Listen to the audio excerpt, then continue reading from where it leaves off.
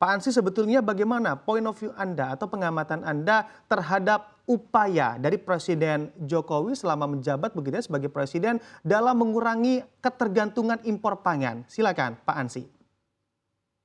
Ya, Presiden Joko Widodo sebenarnya punya perhatian yang sangat besar terhadap pengembangan pertanian dan juga pangan. Sebagai suatu contoh, sebenarnya Presiden Jokowi itu juga membangun sentra-sentra pangan atau lumbung-lumbung pangan yang kita kenal dengan nama food estate. Secara konsep atau gagasan, konsep food estate ini baik yang dilakukan oleh Kementerian Pertanian Republik Indonesia maupun yang dikelola oleh Kementerian Pertahanan Republik Indonesia, ini memiliki sebuah visi dan orientasi yang benar. Namun secara jujur kita harus mengatakan bahwa program-program ini belum sepenuhnya optimal dijalankan, belum sepenuhnya memberikan hasil dan manfaat bagi peningkatan produktivitas pangan dan pertanian kita, juga manfaatnya bagi para petani rakyat kita. Karena itu secara gagasan konsep food estate atau sentra lumbung pangan ini baik, tetapi dari sisi praksis implementasinya perlu pembenahan, perlu koreksi, perlu evaluasi di banyak sisi. Saya kira itu catatan saya yang pertama. Yang kedua, Presiden Joko Widodo juga banyak melakukan pembangunan terhadap infrastruktur irigasi.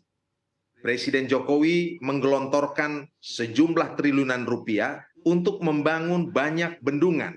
Fungsi dari pembangunan bendungan ini adalah tentu mendukung ya irigasi pertanian dan pangan kita.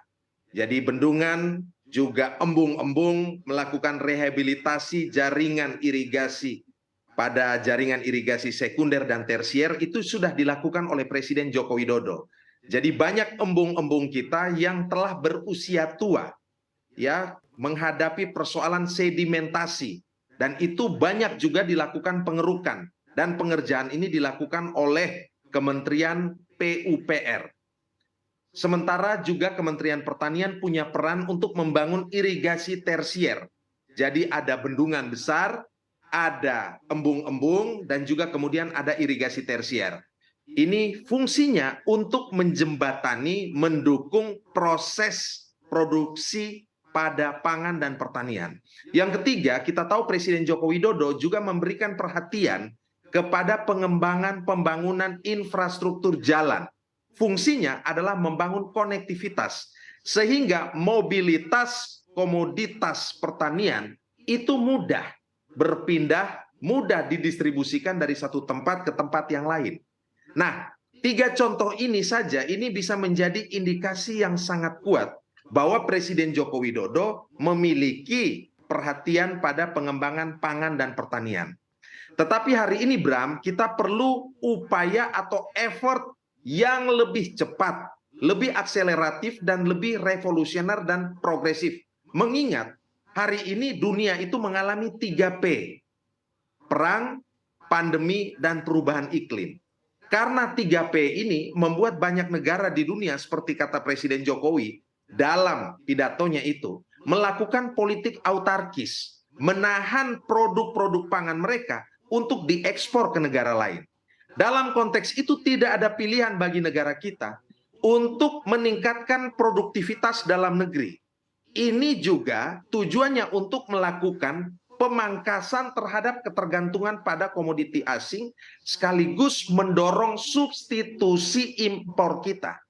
Dengan cara apa? Ya meningkatkan produktivitas kita. Maka pewilayahan komoditi untuk mendorong diversifikasi pangan berbasis kearifan lokal itu harus kita lakukan. Saya setuju sepenuhnya yang dikatakan oleh Pak Said Abdullah tadi. Pangan itu tidak bisa sekedar rice oriented. Biarkan orang makan ya pangan lain sesuai dengan kearifan lokalnya. Karena Indonesia dari Aceh sampai Papua, Miangas hingga Pulau Rote itu sebenarnya punya pangan-pangan yang sesuai dengan konteks lokalitas, konteks alam, konteks lingkungannya, dan ini yang harus kita dorong dalam kata kunci diversifikasi pangan berbasis kearifan lokal. Baik. Sebelum bahkan ke sana, kita juga harus punya kedaulatan dan kemandirian dalam hal benih. Maka kemarin, Mas Bram, dalam forum Rakernas itu kami menyelenggarakan 4 dialog, menghadirkan para pakar dan praktisi, bicara tentang tema-tema yang sangat penting. Yang pertama menyangkut kedaulatan berbenih khas Nusantara. Hari ini Indonesia, petani dan pertanian kita tidak berdaulat dari segi benih. Kita sepenuhnya tergantung pada benih pabrikan yang dihasilkan oleh korporasi pangan global.